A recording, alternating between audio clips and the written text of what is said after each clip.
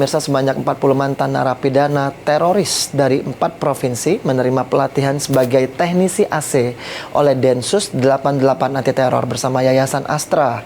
Pelatihan ini diharapkan menjadi bekal para mantan narapidana teroris guna menjalani kehidupan di masyarakat. Dalam pelaksanaan pelatihan sebagai teknisi AC, 40 mantan narapidana teroris dibina oleh para ahlinya selama 5 hari, serta juga dilengkapi dengan bantuan untuk servis AC. Hal ini nantinya setelah mengikuti pelatihan, para mantan narapidana teroris bisa mendapatkan peralatan untuk dibawa pulang dan siap digunakan sebagai tenaga servis AC.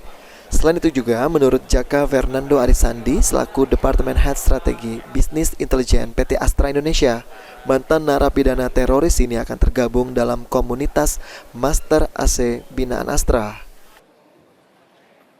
Setelah mereka keluar dari sini, mereka juga akan tergabung dalam komunitas Master AC binaannya Astra, di mana fungsinya dari komunitas ini yang pertama adalah untuk melakukan sharing knowledge, gitu. Kemudian juga sharing kita juga bantu mereka untuk mencarikan tempat-tempat yang untuk melakukan servis AC.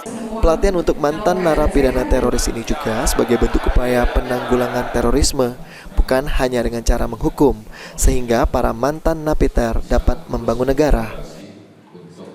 Terorisme bukan hanya menghukum mereka, tetapi mengembalikan mereka untuk bisa bersama-sama kita kembali untuk membangun negara dan memberikan kemanfaatan paling tidak kepada diri sendiri dan keluarganya.